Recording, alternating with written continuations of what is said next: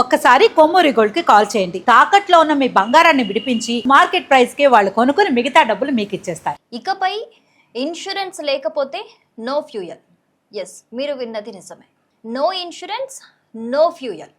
So ఇకపై ఏ వాహనానికైతే insurance అయితే ఉండదో వాళ్ళకి పెట్రోల్ కావచ్చు, డీజిల్ కావచ్చు, సిఎన్జి, ఎనీథింగ్ ఎల్స్ ఏది కూడా ఉండదు అనమాట. సో దీని మీద సుప్రీంకోర్టు కీలక వ్యాఖ్యలు చేసింది. సో ఈ పైలట్ ప్రాజెక్టుని అమలు చేయాలని కూడా కేంద్రంకి చెప్పినట్లుగా తెలుస్తోంది. మరి కేంద్రం దీనికి గ్రీన్ సిగ్నల్ ఇస్తుందా ఏంటి అనేది చర్చల తర్వాత అయితే తెలిసే అవకాశం ఉంది. అయితే అసలు సబ్జెక్ట్ ఏంటి అని అంటే, సుప్రీంకోర్టులో ఒక నేషనల్ ఇన్సూరెన్స్ కంపెనీ లిమిటెడ్ అలాగే ధనలక్ష్మి, తుంగాల ధనలక్ష్మి అనే ఆవిడకి, వాళ్ళిద్దరికి మధ్య జరిగిన ఒక కేసు, యాక్సిడెంట్ కేసుకి సంబంధించి ఈ డిస్కషన్ అయితే సుప్రీంకోర్టు చేయడం జరిగింది. సో ఈ కేసు ఒక జడ్జిమెంట్ నిన్న రావడం జరిగింది.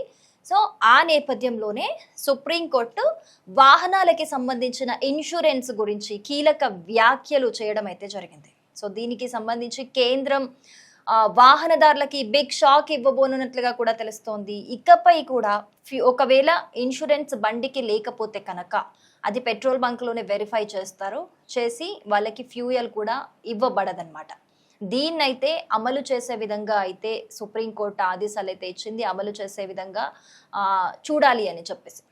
సో దీనికి సంబంధించి అంటే దేశంలో 16.54 కోట్ల వాహనాలు ఇన్సూరెన్స్ లేకుండా ఉన్నాయని కూడా సుప్రీంకోర్టు చెప్పింది. అంటే మొత్తం దేశంలో ఉన్న వాహనాల్లో 56% వాహనాలకు ఇన్సూరెన్స్ లేకుండానే రోడ్డు మీద తిరుగుతున్నాయట. అందుకని చెప్పేసి ఇన్సూరెన్స్ అనేది మ్యాండేటరీగా తీసుకురావాలి అని చూస్తున్నట్లుగా ఇప్పుడు కేంద్రం ఆ దిశగా అడుగులు వేస్తోందా అన్నట్లుగా అయితే తెలుస్తోంది. మరి ఈ పైలట్ ప్రాజెక్ట్కి అయితే కేంద్రం గ్రీన్ సిగ్నల్ ఇస్తుందా లేదా, అసలు చర్చల తర్వాత ఏం డిసైడ్ అవుతుంది అనేది అయితే తెలియాల్సి ఉంది. బట్ ఇదైతే కన్ఫర్మ్గా రావచ్చు ఈ రూల్ అని అయితే తెలుస్తుంది సుప్రీంకోర్టు చేసిన వ్యాఖ్యలని బట్టి. అయితే దీనికి ఏ విధంగా అమలు చేయాలని చూస్తుంది అంటే, ఇప్పటి వరకు మనకి హైవేల మీద వెళ్తున్నప్పుడు కొన్ని స్పాట్స్లో కెమెరాస్ ఉంటాయి. స్పీడ్ లిమిట్ ఉంటుంది, అక్కడ 60 స్పీడ్ అని, కొన్ని దగ్గర 80 దాటితే అని, ఇలాంటి అప్పుడు ఖచ్చితంగా ఈ చలాన్ పడుతుంది కదా. సో సేమ్ అదే విధంగా ఇప్పటి నుంచి ఒక కెమెరా ఒక వెహికల్ని క్యాప్చర్ చేసిందంటే, ఇన్సూరెన్స్ లేని వెహికల్ అయితే ఖచ్చితంగా దానికి ఈ చలాన్ పడేటట్టు, ఇన్సూరెన్స్ లేని వెహికల్కి కెమెరాల త్రూ క్యాప్చర్ చేసి చలాన్లు కూడా వేసే విధంగా ఒక టెక్నాలజీ తీసుకురాబోతున్నారు. అలాగే పెట్రోల్ బంకులలో ఇప్పుడు నార్మల్గా వెళ్తే మనం పెట్రోల్ కొట్టించేసుకొని ఏమీ వెరిఫై చేయకుండా పెట్రోల్ కొట్టించుకొని క్యూఆర్ కోడ్ స్కాన్ చేసుకొని మనము పేమెంట్ చేసి వస్తాం కదా. సో ఇకపై కొన్ని కొత్త క్యూఆర్ కోడ్లు తీసుకురానున్నారు. దానివల్ల అంటే ఒక డిఫరెంట్ టెక్నాలజీ అయితే తీసుకొస్తారు. దానివల్ల ఆ వెహికల్కి ఇన్సూరెన్స్ ఉందా లేదా చెక్ చేసిన తర్వాతే ఫ్యూయల్ అయితే కొట్టడం జరుగుతుంది.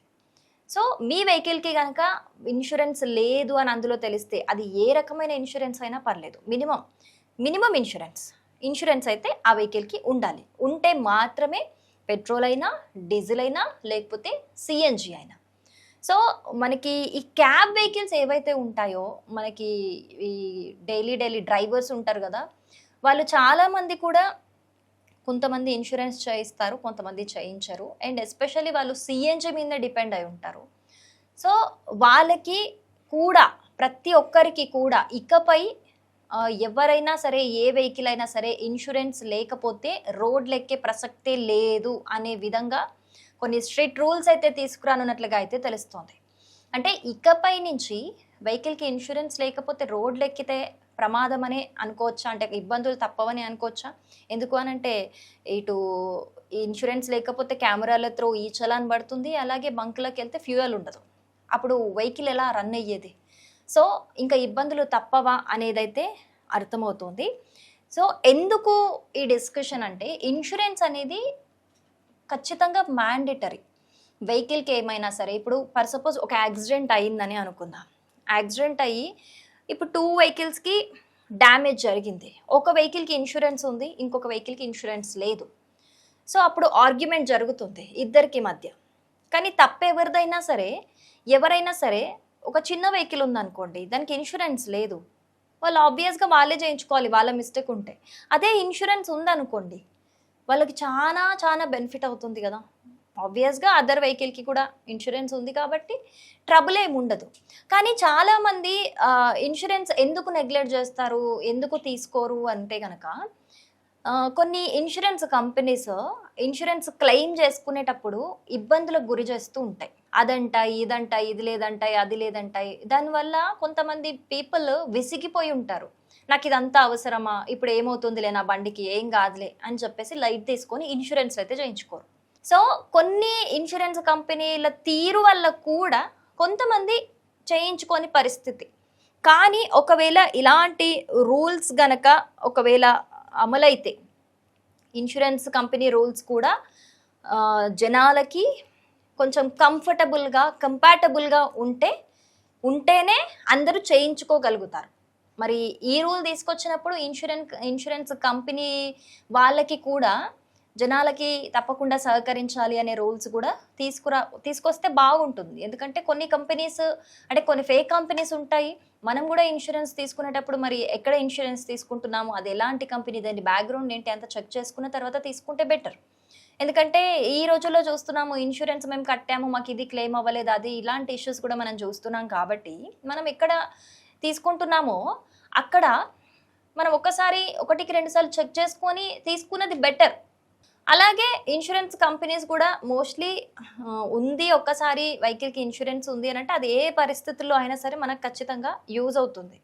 మోస్ట్లీ చాలామంది కూడా ఇది ప్రిఫర్ చేస్తూ ఉంటారు. ఎందుకు అనంటే ఒకసారి అనుకోకుండా ఏదైనా గుద్ది ఏమైనా డ్యామేజ్ అయితే కనుక ఇన్సూరెన్స్ ఉంటే చాలా బెటర్ అవుతుంది, లేకపోతే నేను చాలా మనీ లూజ్ అవ్వాల్సి వస్తుంది అని చెప్పేసి చాలామంది కూడా ముందు జాగ్రత్తగా చేయించుకుంటారు. కానీ కొంతమంది ఇలా ఎందుకు నాకు ఇప్పుడు ఏం అవసరం ఉందిలే అని లైట్ తీసుకోవడము, కొన్ని కంపెనీస్ సతాయిస్తాయి ఇదంతా క్లెయిమ్ చేసుకోవడానికి అని చెప్పేసి లైట్ తీసుకోవడం జరుగుతూ ఉంటుంది. కానీ ఇక నుంచి అలా లైట్ తీసుకునే అవకాశమే లేదు. వెహికల్కి ఇన్సూరెన్స్ లేకుండా రోడ్ ఎక్కితే మాత్రం ఇబ్బందులు తప్పవా అనే క్వశ్చన్ మార్క్ అయితే వినిపిస్తోంది. దీనికి సంబంధించి ఈ పైలట్ ప్రాజెక్ట్కి సంబంధించి కేంద్రం గ్రీన్ సిగ్నల్ ఇచ్చే అవకాశాలే ఎక్కువగా కనిపిస్తోంది. ఎందుకంటే సుప్రీంకోర్టు దీని గురించి అంత ఘాటుగా వ్యాఖ్యలు చేసింది కాబట్టి. మరి ఇకపై no insurance no fuel project మీద అసలు మీ అభిప్రాయం ఏంటి అనేది, దీనివల్ల బెనిఫిట్ అవుతుందా ఏంటి అనేది తప్పకుండా కమెంట్ చేయండి. అలాగే మీ వెహికల్కి ఇప్పటికే ఇన్సూరెన్స్ ఉందా లేదా అనేది కూడా తప్పకుండా కమెంట్ చేయండి.